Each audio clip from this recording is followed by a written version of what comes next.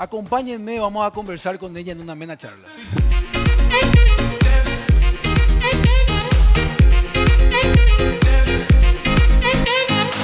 Muy buen día. Buen día, Señora Salim. ministra, ¿Cómo estás? asiento, Un por gusto. favor. ¿Cómo le va? Todo bien, muy buenos días a todo el equipo también y a toda la teleaudiencia. Gracias. Como anunciaba recién, para nosotros es un privilegio tenerla aquí en nuestros estudios de Buenos Días América. Queremos conocerle, señora ministra. Me encantaría comenzar con quién es la señora Mónica Recalde. Bueno, yo soy la ministra de Trabajo desde a partir del 15 de agosto de este año. Soy abogada, tengo 40 años, soy soltera, no tengo hijos. Sí, porque siempre me preguntan porque tengo un apellido compuesto, que Claro. es Recalde de Giacomi, entonces de repente la gente Claro, piensa que mi uno estado pensaría. civil es casada. Bueno, tengo una maestría en seguridad social, también tengo especializaciones en política pública, en universidades del exterior, en la Universidad de la Flaxo de México y también la Flaxo Argentina. Bueno, me formé realmente en políticas públicas en el ámbito de la seguridad social y el mercado de trabajo. Y desde que se creó el ministerio en el año 2013, soy funcionaria ahí y estuve como directora general de seguridad social estos últimos 10 años. Y también es importante decir que el ministerio ya no es justicia. Porque Como la era gente, antes. como era antes, ¿verdad? Pero la gente igual sigue confundiendo justicia y trabajo, sin Sí. embargo es Ministerio de Trabajo, Empleo y Seguridad Social. Así que tengo una trayectoria muy importante en estos dos ámbitos y ahora me toca ver toda la parte no solamente de políticas públicas, sino también de conflictos laborales y llevar adelante esta cartera que es bastante compleja, pero que realmente es muy redituante y tenemos a cargo las políticas de más de 3,5 millones de trabajadores. Una paraguaya sumamente preparada en esto. Hablemos un poco de lo que tiene que ver con el Ministerio de Trabajo, que es el ministerio en el que usted está a cargo hoy. ¿De qué se trata? ¿Qué es el ministerio en breves palabras y qué no es?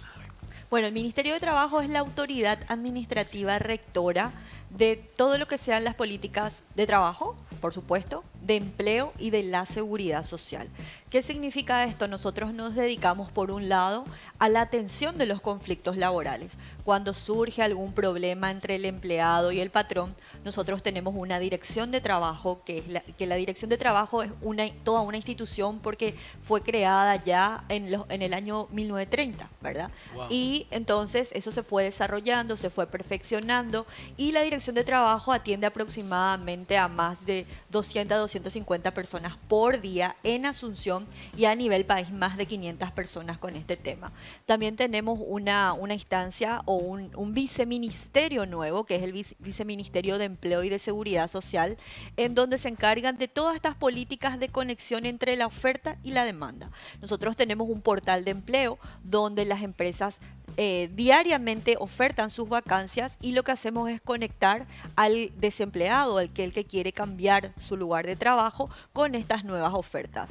También el Ministerio de Trabajo está a cargo de todo lo que es la formación y la capacitación laboral a través del SNPP y del SINAFOCAL. El SNPP es la institución estrella de nuestro país, la institución pública que aproximadamente cada año forma a más de 120,000 personas, y el SINAFOCAL es la institución rectora de lo que son las políticas. Ahí también siempre hay cierta confusión. Sí, ¿verdad? Se parecen hasta en el nombre. Se parecen hasta en el nombre, pero sin embargo cumplen Roles funciones distintos. distintos. Uno trabaja en la formación de los instructores, en la elaboración de las mallas curriculares, en el diseño del sistema de cualificaciones, y el otro aplica esa política en el campo. Clarito. Ahí me gustaría entrar a datos, si le parece. Sí, por supuesto. La población económicamente activa, la fuerza laboral, Sí. aproximadamente 3,5 millones de personas. Así mismo. ¿Qué porcentaje de esas personas hoy están empleadas, subempleadas? ¿Cuál es la diferencia? Me gustaría que usted, que es la que conoce, se explaye y nos cuente de eso. Sí, bueno, nosotros tenemos una población económicamente activa que 3,5 millones aproximadamente y corresponde al sector asalariado casi a un 35%. Estamos hablando más o menos 1,5 millones de personas que están en relación de dependencia actualmente y otro 1,5 millones más o menos que está en el sector de cuenta propia, ¿verdad? Que trabaja solo, que trabaja independiente, que tiene su propia, vamos a decir, no tiene un jefe que le dé las reglas de juego. Eso también es algo que mucha gente confunde, ¿verdad? Cuando yo soy asalariado y cuando yo soy un trabajador autónomo total. Y también tenemos una población desempleada, ¿verdad? Que está alrededor del 6% de nuestra población económicamente, de nuestra fuerza de trabajo. Y también nuestro sector doméstico que representa un 10%, ¿verdad? Ese 6%, señora ministra, con respecto a la región. Sí. Porque es importante, porque muy poca gente quizá sabe, 6% es mucho, es poco. ¿Cómo estamos nosotros con respecto a la región en ese tema? Paraguay tiene uno de los índices más bajos de desempleo en la región. Eso es importante señalar. Incluso en el periodo de pandemia nos ubicábamos en los niveles más bajos. Así que eso también, si bien aplicamos políticas, es nuestra preocupación el desempleo. Nuestra mayor preocupación es la informalidad, ¿verdad? Esas personas que están fuera del sistema, que no cobran salario mínimo, que no tienen contrato, que no tienen IPS, ¿verdad? Porque ahí los niveles son bastante altos, son bastante considerables y nuestras políticas que hoy estamos desarrollando y que estamos aplicando a través del control, de los incentivos, va apuntado principalmente a lo que es la formalización del empleo. Ahora ahí tenemos niveles de casi el 60% de informalidad laboral y nosotros tenemos una meta muy importante que es reducir por lo menos entre un 5 a un 7%. Cuestión bastante compleja. ¿Anualmente? No. ¿A nivel periodo? Al nivel periodo. A nivel sí, periodo. Sí, sí. 5 a 7% de esa reducción. Sí. Señora ministra, me gustaría invitar a esta conversación a mis compañeros de mesa. Por supuesto. Vamos a hacer una pregunta a Diego Martínez contigo. Ministra, el gusto de escucharla. Quiero contarle que a la par que está conversando con Salín, están llegando mensajes a nuestras redes sociales y quiero un poco trasladar lo que nuestra teleaudiencia tiene el deseo de conocer. Puede parecer muy anticipado, pero de todos modos me gustaría saber, ministra, el cálculo que se podría tener en cuanto a un eventual reajuste del salario mínimo, que entiendo que en parte pasa su ministerio para hacer ese análisis. ¿Se puede anticipar algo de lo que se tiene previsto para un eventual reajuste del salario mínimo 2024? Bueno, nosotros evaluamos de manera interanual lo que es la inflación. Tenemos la CONASAM, que es la Comisión Nacional de Salarios Mínimos, que va a empezar a trabajar ya desde el mes que viene, porque los reajustes se dan justamente a través de un diálogo entre patrones, trabajadores y también el sector gobierno. Esto dirige el director de trabajo y tenemos nosotros unas proyecciones aproximadamente hoy, ¿verdad? Tenemos que esperar todavía lo que va a ser la inflación de 4.2 más o menos en términos monetarios no recuerdo muy bien, ¿verdad? Pero los ajustes estarían dados más o menos alrededor del 4.2 sobre lo que es el salario mínimo, ¿verdad? Igualmente, ¿Eso se da más o menos en julio? Se da en julio, sí, se hacen los estudios en mayo, se espera la interanual de junio, ¿verdad? Al final de mayo, y luego se hace el reajuste para que ya los empleadores apliquen el nuevo decreto y los nuevos niveles a partir del mes de julio. Sí. Claro. Invito ahora a Claudia Melgarejo a esta mesa. Bueno, la doctora Recalde mencionaba el tema de pandemia y sobre eso me gustaría saber, ¿estamos de vuelta en los índices previos a lo que era la pandemia? ¿Cuál es la situación laboral de nuestros compatriotas con respecto a un antes y después de esa pandemia? Bueno, hubo una recuperación muy importante entre el año 2022 y el año 2023. Tuvimos, vamos a decir, un efecto rebote en términos laborales, en el cual incluso mejoramos los niveles de ocupación, de acuerdo a la última encuesta permanente de hogares del último trimestre del año pasado. Paraguay logró incorporar a más de 90.000 personas dentro del mercado laboral, de los cuales la informalidad alcanzó a casi un 60%, donde las mujeres mayoritariamente representaron el grueso de esa población que ingresó. Tuvimos niveles muy importantes también de formalización, alcanzamos incluso a un 5% de lo que es la población objetivo anual del IPS, ¿verdad? Entonces la recuperación se dio de manera muy interesante y continuamos con esas proyecciones. Eso es importante decir porque a nivel macroeconómico tenemos un buen desenvolvimiento a nivel regional, entonces eso indirectamente no es inmediato, El Doctora, impacto macroeconómico no es inmediato, entiendo. sino que tiene un rezago de aproximadamente 2, 3 o 4 meses en el impacto dentro de lo que es la microeconomía. Usted marcaba el tema de la incorporación de las mujeres dentro de la participación de las mujeres en este porcentaje, en este número que mencionaba, 90.000 nuevas incorporaciones al mercado laboral. ¿Eso por qué se da? ¿Hay algún tipo de políticas específicas que están vinculadas a la mujer o porque la mujer hoy tiene un mayor protagonismo y ya, o la familia ya no le da el cuero, como decimos, y sí o sí tiene que salir a trabajar? ¿Por qué se da ese número que usted menciona de un interesante porcentaje de mujeres? Bueno, nosotros que trabajamos bastante con el tema de interconexión de entre oferta y demanda de trabajo en la oficina de empleo, hemos observado que hay vacancias que tienen un fuerte componente que es femenino, y aparte también se abrieron bastante maquiladoras donde el tema de la confección es un rubro importante, el tema de telecomunicaciones, call center, y también todo lo que es la parte del manejo ejecutivo de una empresa. Entonces la incorporación de las mujeres se dio de manera muy acelerada en este último periodo, ¿verdad? Suele ser un poco más suavizada y eso nos llama la atención, pero nos pone también bastante contentos. Pero también es importante mencionar que a comparación de 5 años anteriores, las mujeres están buscando más intensamente entrar dentro del mercado de trabajo. Después de pandemia hubo una caída muy importante de las mujeres donde dejaron de trabajar, ya sea por temas de cuidado, y luego esto ahora, más de 3 años después, se está observando de que están buscando masivamente trabajo y de que se están incorporando también dentro del mercado laboral. Claramente, las damas tienen características espectaculares a la hora de trabajar. Uno en su rol de empleador vive eso, la responsabilidad. Y como usted decía, hay cosas que el hombre quizás no pueda hacer de la manera que hace una No es dama. que no puede. A veces hay un sesgo machista en que no quiere. No quiere quizás, ¿verdad? Entonces no quiere ver, no, ese es un trabajo para mujer, ¿verdad? Pero eso tenemos que ir cambiando, así como las mujeres hoy se están animando a hacer trabajos masculinos, porque nosotros tenemos en nuestros cursos de capacitación muchas operarias de máquina, tenemos mujeres que se dedican a la construcción, mujeres que se dedican a actividades que antes eran observadas únicamente para hombres, sin embargo, hay todavía... ¿Hay una mejora en el Paraguay con respecto a esto? Hay una mejora bastante importante. Incluso si vemos en términos de egresados universitarios, las mujeres tienen mayores niveles de formación terciaria que los hombres. Está alrededor de 1.1% más Wow. que los hombres en términos de la formación académica profesional. Celebramos entonces el avance de la sociedad en ese sentido. Jotita Bernabé, Ministra, un gusto. Le quería hacer una consulta acerca de un tema bastante recurrente que la gente consulta y bastante. Yo sí soy un empleado que no tengo un contrato firmado, tampoco tengo un registro en IPS, o sea, la empresa no me paga IPS, pero yo mensualmente facturo. Llego a cumplir, por ejemplo, los 12 meses de facturación. Yo llego a tener el derecho, por ejemplo, de aguinaldo, de vacaciones, pagas. ¿Cómo se maneja el tema de la facturación si es que no hay un vínculo contractual ni de IPS entre el empleador y el empleado? Bueno, primeramente hay que señalar que cuando uno tiene un solo empleado y factura de manera sucesiva, hay una relación laboral simulada.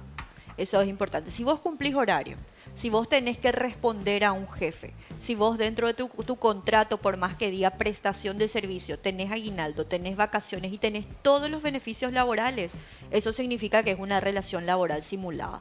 Por lo tanto, cuando nosotros recibimos ese tipo de denuncias, automáticamente convocamos a una mediación y hacemos cambiar los términos del contrato, que es lo que corresponde, y el trabajador tiene que ir a asegurarse en el IPS, porque está facturando por una relación laboral que no corresponde con lo que son los términos del contrato. Y mucha gente a veces sí quiere su IPS, pero hay algunos profesionales independientes, especialmente los que ganan más de 5, 6, 7 millones, no quieren pagar su IPS, prefieren facturar.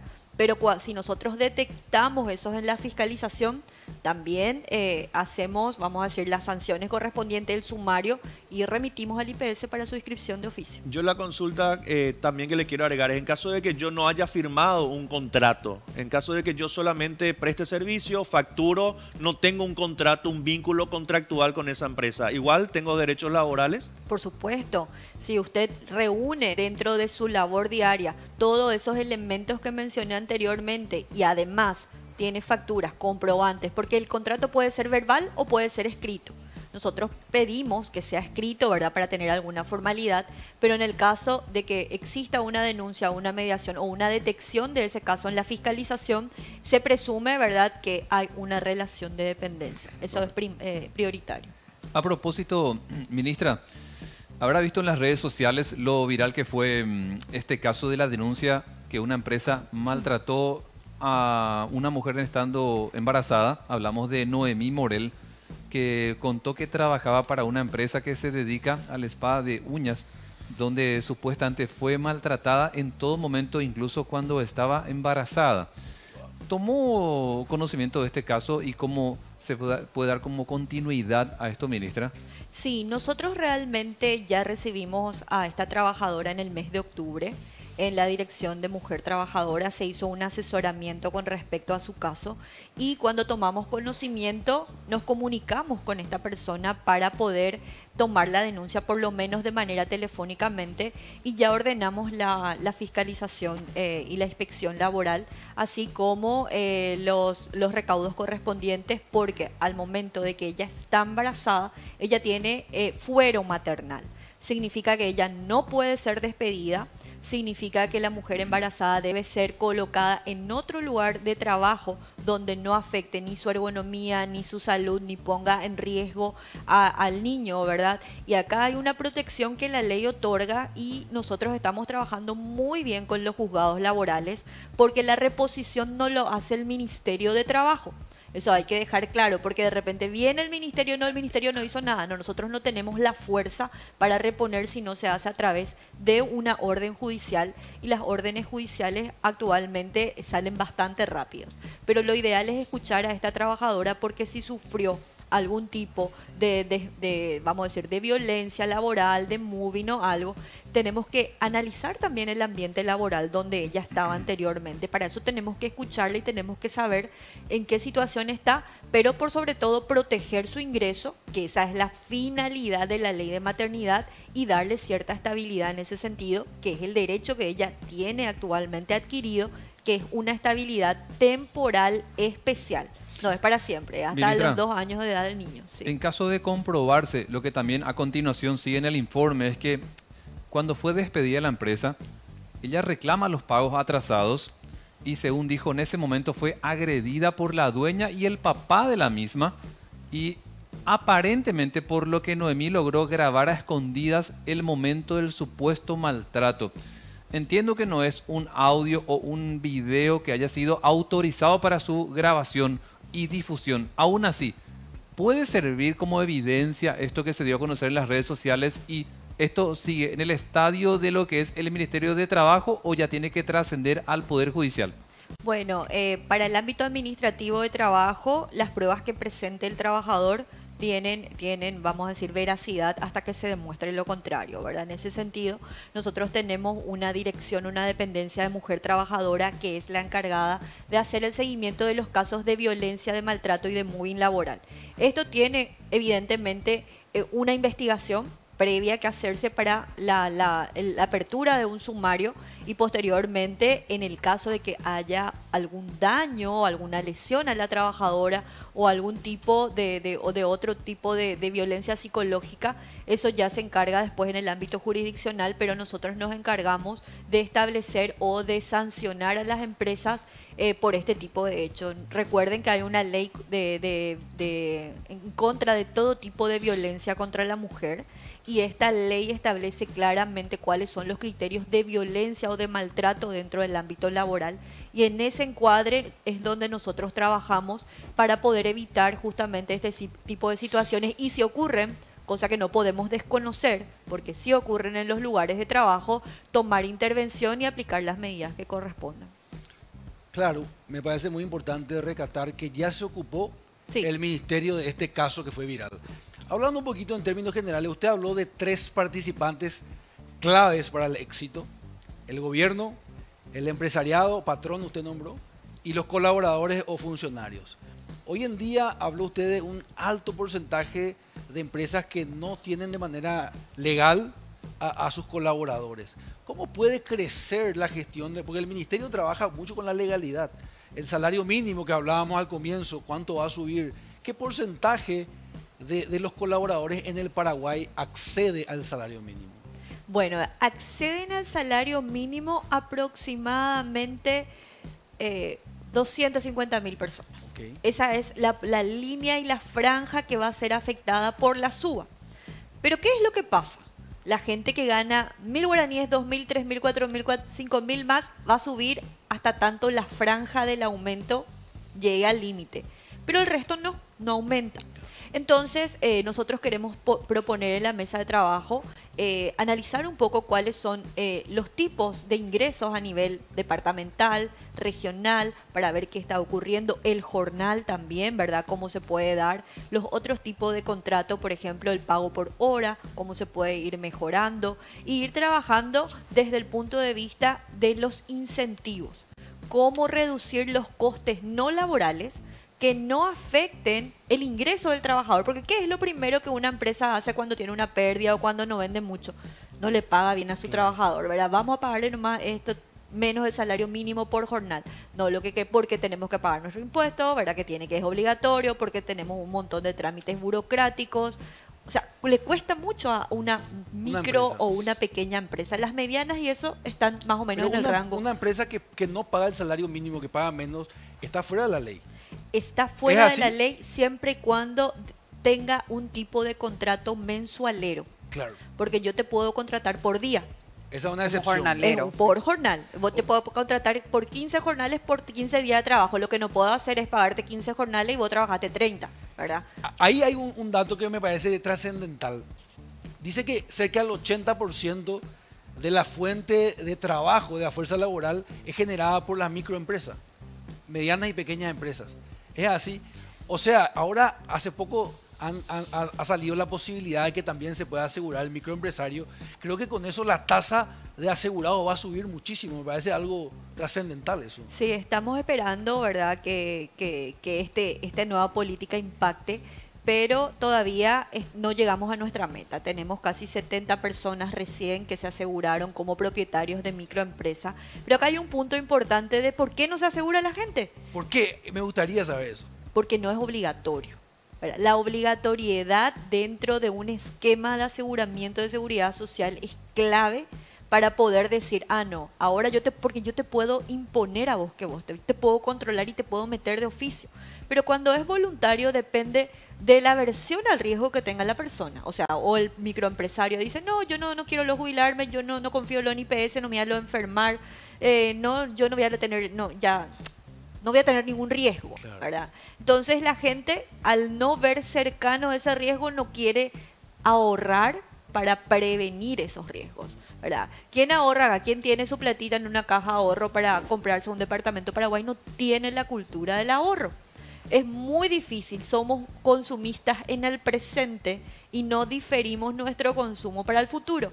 Y por eso el Estado lo que hace es, ante esta ceguera colectiva de no ahorrar para la vejez, porque pensamos que nunca luego vamos a dejar de trabajar, entonces lo que hace es obligar a la persona a que ahorre y que cuando tenga la edad adecuada para retirarse, le pueda pagar hasta su muerte, incluso hasta dejando herederos. Porque yo dejo a mi derechohabiente, a mi esposa o a mis hijos menores, si a mí me pasa algo, ellos tienen asegurada una pensión.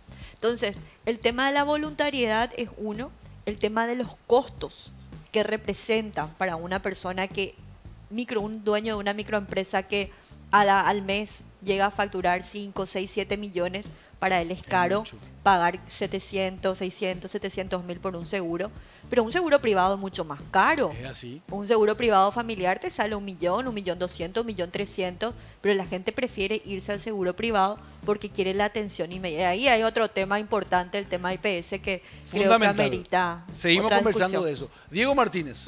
Ministra, ¿hay algún avance en lo que hace a una especie de ley que pueda ordenar el trabajo de las plataformas de movilidad?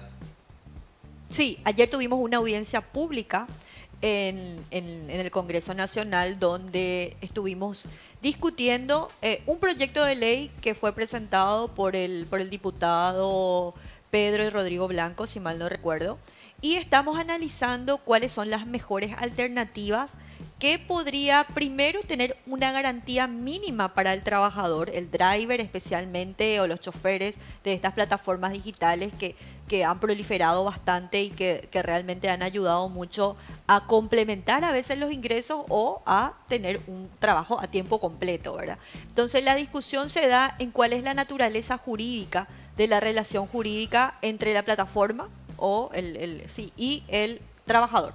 Entonces esa discusión se está dando actualmente.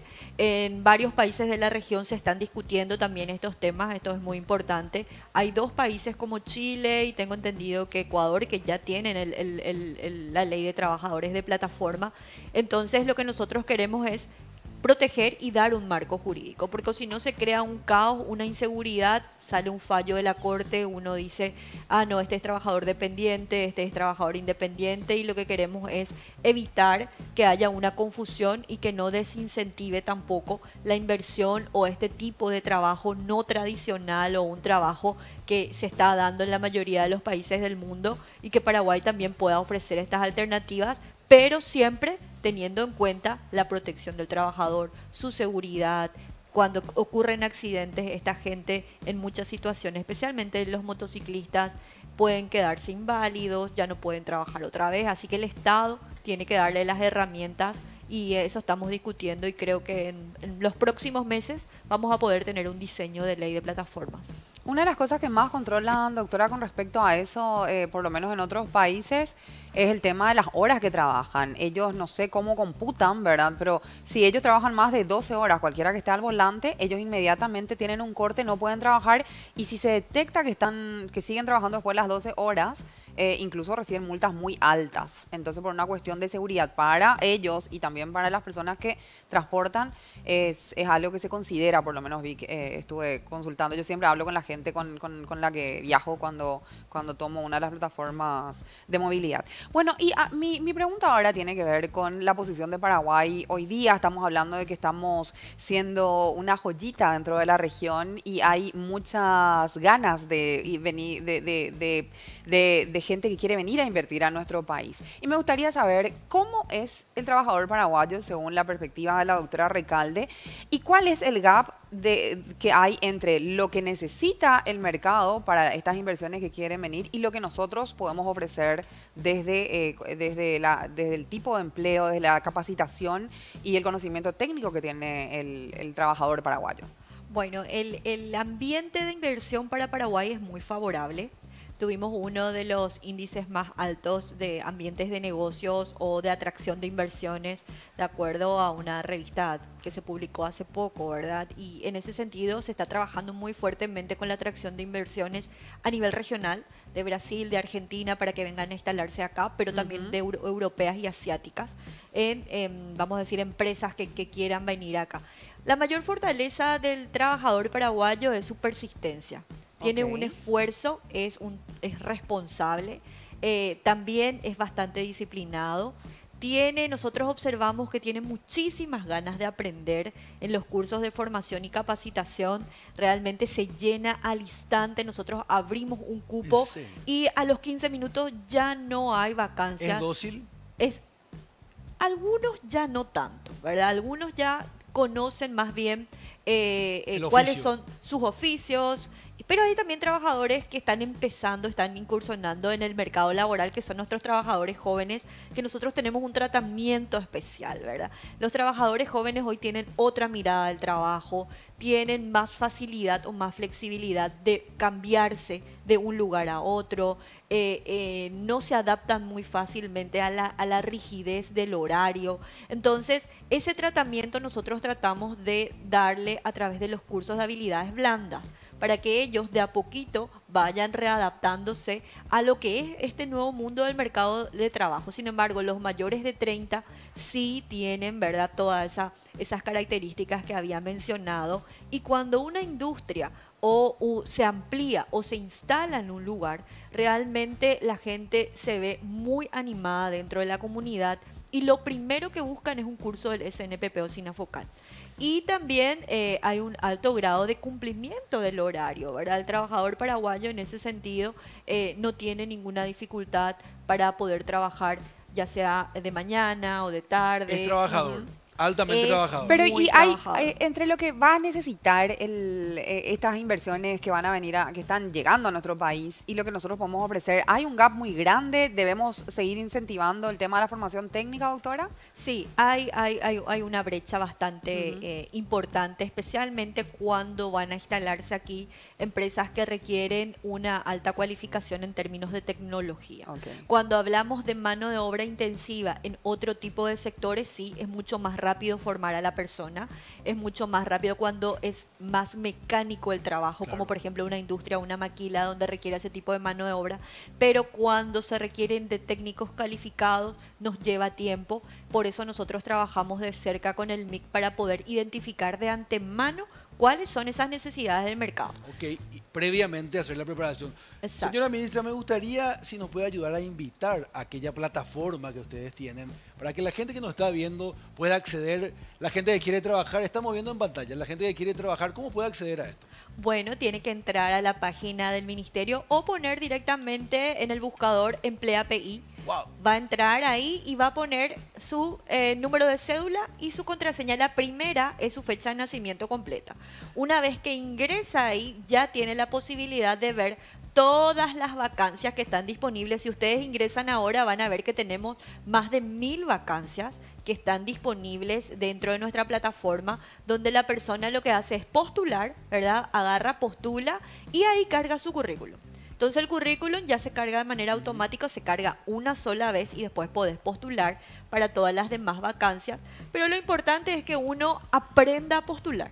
Aprenda a postular. Aprenda a postular porque no siempre uno va a tener ahí la descripción del puesto, cuáles son los perfiles requeridos y va a tener el salario. A veces los salarios son bastante importantes, son altos. Entonces la gente ve el salario alto y se postula. No, tiene que atender cuáles son los requerimientos del puesto. Así que a partir de ahora tenemos más de Tenemos que ocho- machear bien, saber leer cuál es nuestro perfil. y describirte correctamente, porque te pide la plataforma que pongas cuáles son tus fortalezas y cómo vos te describís como trabajador. Entonces uno tiene que aprender a poder... A saber sus fortalezas, Exactamente. limitaciones. Y su experiencia, características. poner su experiencia. Ahí, por ejemplo, estamos observando... 353 vacancias. No, según más, vemos. más de 875. Más de 800. Sí, más de 800 vacancias que están abiertas. Hay otras que ya están más atrás, ¿verdad? Si uno va buscando, están cerradas, pero ahí tienen las características del puesto. También el departamento hay que atender, porque yo si vivo en Asunción no me voy a postular para Ciudad del Este, Es ¿verdad? fundamental. Y ahí también dice, ¿verdad? En qué departamento, en qué distrito se encuentra. Realmente tenemos muchísima interacción. Tuvimos ya más de 12.000 intermediaciones que se hicieron en estos últimos 3 meses y tenemos un alto porcentaje de inserción. Hay que reconocer que a veces las vacancias quedan vacantes, Claro. ¿verdad? Porque no podemos llenar, porque la gente de repente no se postula o se postula incorrectamente o la empresa tiene una exigencia, pero sí tenemos un alto nivel de inserción laboral. Hay oportunidad laboral, es un mensaje clarito. Hay oportunidades laborales, lo importante acá es saber dónde buscar. Me gustaría terminar esta amena entrevista con usted con un mensaje que usted nos va a dar. Primero, ¿qué hemos hecho bien? ¿Qué estamos haciendo bien en términos de trabajo? ¿Y cuáles son los desafíos? ¿En qué podemos mejorar? Y nosotros como ciudadanos, empresarios, colaboradores, podemos sumar a la gestión del ministerio. Sí, bueno, antes que el primer punto que creo que es muy relevante tiene que ver con la apertura y el diálogo social. Trabajar de cerca con el sector productivo es muy, muy, muy favorable para poder desarrollar nuestras políticas públicas, saber lo que necesitan, sentarnos en una mesa, diseñar el tema de formación y capacitación, pero también atender el tema de la formalización y el tema de la competencia desleal que existe. Nosotros hemos trabajado en ese sentido todo un proceso de un mecanismo de formalización del empleo en conjunto con la DENIT y conjuntamente con el IPS. Otro de los temas importantes tiene que ver con las estrategias que estamos implementando de salud y seguridad ocupacional, atendiendo a todos los riesgos y los hechos que ocurrieron a principios de año. Nosotros hoy estamos viendo cómo podemos implementar la política de empresas saludables dentro de las unidades productivas. Creo que la salud y seguridad ocupacional ha sido un tema olvidado durante años, todo el tema de prevención de incendios, todo lo que es manejo de gases, lugares, vamos a decir, o actividades o ocupaciones riesgosas. Vamos a trabajar muy fuertemente con el Ministerio de Salud Y el tema que nosotros vemos como algo muy positivo es el tema de empleo, ¿verdad? El tema de empleo juvenil ha sido clave, se ha movido muchísimo dentro del sector gobierno a través de la plataforma y también el tema de empleo de mujeres. Creo que esos son avances muy importantes que hemos tenido. Y en materia de control, nuestro cambio radical en tema de fiscalización. Porque anteriormente la fiscalización era vista como que alguien venía a controlarme para coimearme. Sin embargo, nosotros hemos cortado y hemos cambiado absolutamente todo el procedimiento y queremos cambiar esa imagen institucional que tenemos. Claro, qué buen mensaje el final. Sí. Se fue esa etapa. Se terminó esa etapa, se terminó. Acá el control es para formalizar y mejorar la condición del trabajador y no para que la empresa sea coaccionada. Señora ministra, nosotros desde Buenos Días América le agradecemos el privilegio de haber estado con nosotros, le deseamos lo mejor en su gestión y Paraguay construimos todos juntos.